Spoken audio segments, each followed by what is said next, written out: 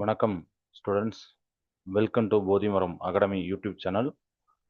நம்ம இன்னைக்கு டே 22 டாபிக் பார்க்க போகிறோம். அண்டம் மற்றும் விண்வெளி, இதுதான் தமிழில் டாபிக். இங்கிலீஷில் வந்து யூனிவர்ஸ் அண்டு ஸ்பேஸ்.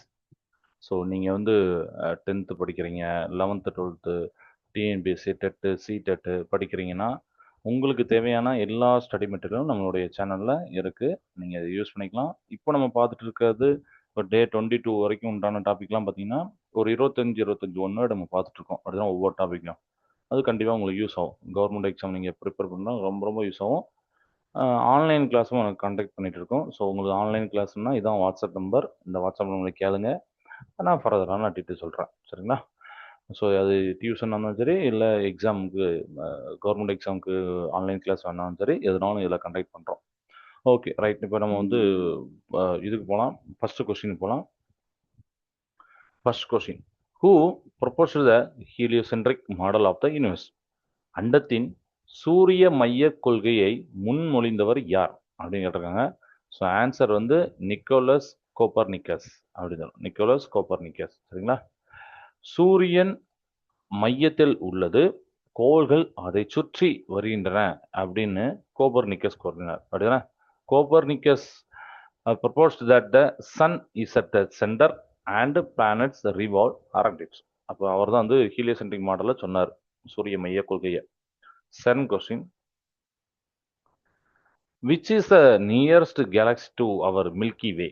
நமது பால்வெளி வீதிக்கு அருகில் உள்ள விண்மீன் திரள் எது அப்படின்னா இது ரொம்ப இம்பார்ட்டன்ட் கொஸ்டின். ஆன்சர் வந்து Andromeda.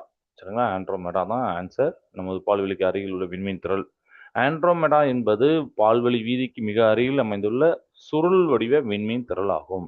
Andromeda is the closest spiral galaxy. ஏன்னா கேலக்சியில் நிறைய டைப் இருக்கு. So spiral galaxy to the Milky Way. இது second question. Third question, the distance travelled by light in 1 year is called.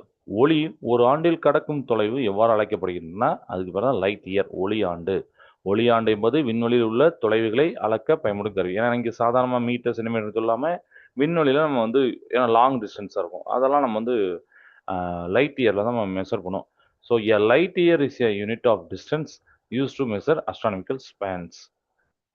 Question number 4, which planet is known as the red planet? சிவப்பு கோள் என்று அழைக்கப்படும் கோள் எது அப்படின்னா செவ்வாய், மார்ஸ். செவ்வாயோடைய மேற்புறத்தில் இரும்பு ஆக்சைடு இருக்கும். ஸோ இரும்பு ஆக்சைடு இருப்பதால் அது சிவப்பு நிறமாக காணப்படுகிறது. Mars appears red due to the presence of iron oxide on its surface. சரிங்களா? அயான் ஆக்சைடு இருக்கிறனால. Question number 5, the study of the universe. ரொம்ப important question. The study of the universe is known as. அண்டத்தை பற்றிய படிப்பு எவ்வாறு அழைக்கப்படுகிறது? தமிழில் easy அண்டவியல், பட் இங்கிலீஷில் காஸ்மாலஜி. நிறைய பேருக்கு அது அஸ்ட்ராலஜிம்பாங்க, அதெல்லாம் டவுட் வரும். ஸோ காஸ்மாலஜி அண்டத்தின் தோற்றம், பரிணாம வளர்ச்சி பற்றி ஆராயும் அறிவியல் அண்டவியல் எனப்படும். Cosmology is the branch of science dealing with the origin and evolution of the universe. கிளியரா? ஓகே. கொஸ்டின் நம்பர் 6 போகலாம். Which is the largest planet in our solar system? நமது சூரிய குடும்பத்தின் மிகப்பெரிய கோள் எதுனா ஜூபிட்டர், வியாழன். வியாழன் வந்து சூரிய குடும்பத்தில் உள்ள கோள்களில் மிகப்பெரிய மற்றும் அதிக நிறை கொண்ட கோளாகும். Jupiter is the most massive and largest planet in the solar system. India's first satellite launched into space was. அதாவது விண்வெளிக்கு ஏவப்பட்ட இந்தியாவுடைய முதல் செயற்கைக்கோள், ஃபர்ஸ்ட் சேட்டலைட். நிறைய பேர் கன்ஃபியூஸ் ஆகிறாங்க இந்த இடத்துலையும். ஸோ ஆரியப்பட்டா தான் ஆன்சர். ஆரியப்பட்டா 1975, 1975ஆம் ஆண்டு ஏவப்பட்ட ஆரியப்பட்ட இந்தியாவின் முதல் செயற்கைக்கோள். Aryabhata was India's first satellite launched in 1975. Question number 8, which planet has the shortest year in our solar system? சூரிய குடும்பத்தில் மிக குறுகிய ஆண்டை கொண்ட கோள். ஏன்னா நம்மளுக்கு 1 இயர் அப்படிங்கிற போது மெர்க்குரிக்கு வந்து ரொம்ப பக்கத்தில் ரொம்ப ஸ்பீடாக வச்சுக்கிறோம். ஸோ அதுக்கு வந்து குறுகிய ஆண்டு தான் மெர்க்குரி. புதன், சூரியனுக்கு அருகிலுள்ள புதன் கோள் சூரியனை சுற்றி வர 88 நாளுக்கு மட்டும்தான் எடுத்துக்கல, அதனால அது குறுகிய ஆண்டை கொண்ட கோள் அப்படின்னு சொல்லுவோம். Mercury is the closest to the sun and completes its orbit in just 88 days. Okay. Question number 9, Halley's comet appears once in every dash years. Halley வால் விண்மீன் எத்தனை ஆண்டுகளுக்கு ஒரு முறை தோன்றும் அப்படின்னா 76 ஆண்டுகளுக்கு, 76 இயர்ஸ். சரிங்களா? ஹேலி வால் விண்மீன் சுமார் 76 ஆண்டுகளுக்கு ஒரு முறை பூமியிலிருந்து பார்க்கக்கூடியதாக தோன்றும். Halley's Comet is visible from Earth approximately every 76 years. சரிங்களா? 10th question. The first man to step on the moon was. நிலவில் காலடி வைத்த முதல் மனிதர் யார் அப்படின்னா நீல் ஆம்ஸ்ட்ராங். 1969ல அப்போலோ 11 விண்கலம் மூலம் நிலவை அடைந்த நீல் ஆம்ஸ்ட்ராங் நிலவில் நடந்த முதல் மனிதர் ஆவார். Neil Armstrong reached the moon surface in 1969 via Apollo 11. Which galaxy is our solar system located in? நமது சூரிய குடும்பம் எந்த விண்மீன் திரளில் அமைந்துள்ளது அப்படின்னா மில்கி வே. சரிங்களா? மில்கி பால்வெளி வீதிம்பாங்க. நமது சூரியனும் அதோட கோள்களும் பால்வெளி வீதி என்ற விண்மீன் திரளில் உள்ளன. Our sun and all its planets are part of the Milky Way galaxy. Question number 12. Which is the brightest planet seen in the night sky? இரவு வானில் காணப்படும் மிக பிரகாசமான கோள் எது அப்படின்னா வீனஸ், வெள்ளி. வெள்ளி சூரிய ஒளியை அதிகம் பிரதிபலித்ததால் சூரியன் மற்றும் நிலவிற்கு அடுத்ததாக வானில் பிரகாசமாக தெரிகிறது. சரிங்களா? அதிகமாக பிரதிபலிக்கிறனால அப்படி இருக்கு. Venus reflects a lot of sunlight and it is the brightest object in the sky after the sun and moon. Question number 13. India's first mission to the moon is called. நிலவிற்கு அனுப்பப்பட்ட இந்தியாவின் முதல் விண்கலத்தின் பெயர் என்ன? சந்திராயன். சந்திரன் அப்படின்னா மூன். ஸோ சந்திராயன் 1, சந்திராயன் 1 வச்சுக்கோங்க. 2008 வருஷம் ரொம்ப முக்கியம். 2008 ஏவப்பட்ட சந்திராயன் 1 நிலவை ஆய்வு செய்வதற்கான இந்தியாவின் முதல் விண்கலம் ஆகும். Chandrayaan 1 was India's first lunar probe launched in 2008. The temperature at the surface of the sun is approximately. சூரியனுடைய மேற்பரப்பு வெப்பநிலை, இதுதான் அடிக்கடி கேட்கக்கூடிய கொஸ்டின். மேற்பரப்பு வெப்பநிலை தோராயமாக எவ்வளவு அப்படின்னா 6000 டிகிரி செல்சியஸ், 6000 டிகிரி செல்சியஸ். சூரியனின் ஒளிக்கோளம் எனப்படும் மேற்பரப்பின் சராசரி வெப்பநிலை சுமார் 6000 டிகிரி செல்சியஸ் ஆகும். The average temperature of the sun's visible surface, அதாவது photosphere, is about 6000 degree Celsius. சரிங்களா? Okay. Question number 15. Which planet is known as morning star and evening star? விடிவெள்ளி மற்றும் அந்தி வெள்ளி என்று அழைக்கப்படும் கோள் எதுனா அதுல பேர்ல இருக்கு. பட் இங்கிலீஷ்ல மார்னிங் ஸ்டார், ஈவினிங் ஸ்டார் அப்படின்னா நம்ம அது வந்து வீனஸ், வெள்ளி அப்படின்னு சொல்லிடலாம். சரிங்களா? வெள்ளிக்கோள் அதிகாலையிலும் தெரியும், அந்தி மாலையிலும் வானில் தெரிவதால் இவ்வாறு அழைக்கப்படுகிறது. Venus is often visible just before sunrise or after sunset. Question number 16. The velocity required by the rocket to escape Earth's gravity is. பூமியின் ஈர்ப்பு விசையிலிருந்து விடுபட ஒரு ராக்கெட்டுக்கு தேவைப்படும் வேகம் அப்படின்னா அதான் எஸ்கேப் வெலாசிட்டி, விடுபடு திசை வேகம், விடுபடு வேகம்னு நம்ம சொல்லுவோம் அப்படின்னா. So 11.2 kilometre per second. ஒரு செகண்டுக்கு அந்த ஆப்ஜெக்ட் 11.2 கிலோமீட்டர் வேகத்தில் போனுச்சுன்னா அந்த டிஸ்டன்ஸை கவர் பண்ணுனா அது வந்து பூமியை விட்டு வெளியில் போகும். சரிங்களா?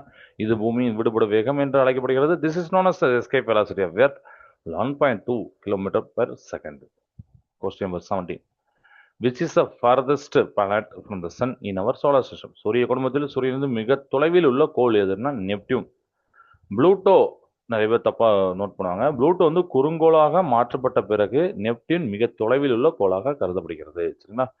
After Pluto was classified as a dwarf planet, Neptune became the farthest planet. Question number 18. Stars are mainly composed of which two gases? விண்மீன்கள் முக்கியமாக எந்த எரிவாயுக்களால் ஆனவைன்னு பார்த்தீங்கன்னா ஹைட்ரஜனும் ஹீலியனால் ஆனவை. விண்மீன்கள் ஹைட்ரஜனை ஹீலியமாக மாற்றும் அணுக்கரு இணைவின் மூலம் ஆற்றலை உருவாக்கின்றன. அதுதானே ஹைட்ரஜன் ஹீலியமாக மாறும். Stars produce energy through the nuclear fusion of hydrogen into helium. Question number 19. The asteroid belt is located between the orbits of. இது ஒரு இம்பார்ட்டன்ட் கொஸ்டின். சிறுகோள் மண்டலம் எந்த இருகோள்களின் சுற்றுப்பாதைகளுக்கு இடையே அமைந்துள்ளது அப்படிங்கும் போது ஆஸ்ட்ராய்டு பெல்ட் அது வந்து மார்ஸ் அண்ட் ஜூபிட்டருக்கு நடுவில், செவ்வாய் மற்றும் வியாழனுக்கு இடையில. சரிங்களா?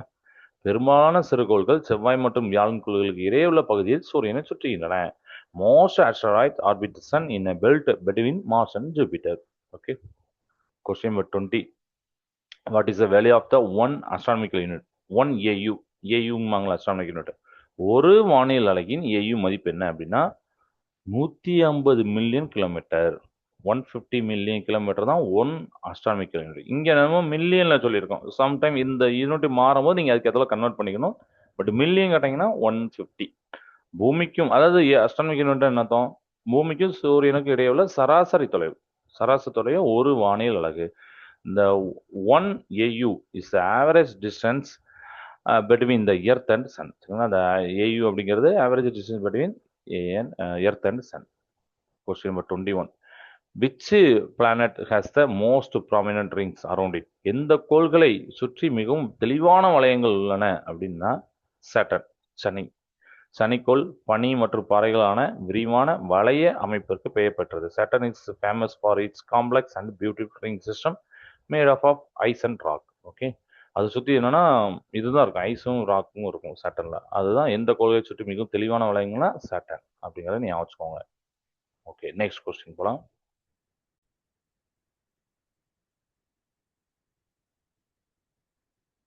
21 பார்த்தாச்சு. இப்போ அடுத்து 22. The first Indian citizen to go into the space was. விண்வெளிக்கு சென்ற முதல் இந்திய குடிமகன் யார்? ராகேஷ் சர்மா. இதுல நிறைய பேர் கன்ஃபியூஷன் ஆகும். ராகேஷ் சர்மா. 1984 1984ஆம் ஆண்டு சோவியத் யூனியனின் சோயுஸ் T11 விண்கலம் மூலம் ராகேஷ் சர்மா விண்வெளிக்கு சென்றார். ஸோ ஃபர்ஸ்ட் இந்தியன் ஸ்பேஸ் போனது அவர் தான், இந்திய குடிமகன் விண்வெளிக்கு சென்று. Rakesh Sharma flew abroad the Soviet Soyuz T11 in 1984. Okay. Question number 23. Which of the following is considered as a dwarf planet? டார்ஃப்னாலே அது சின்னதாக இருக்குது, குள்ளம் அப்படின்னு சொல்லலாம். பின் வந்துட்டு குறுங்கோள் என அழைக்கப்படுறது ப்ளூட்டோ. முன்னாடியே நம்ம சொல்லியிருந்தோம்.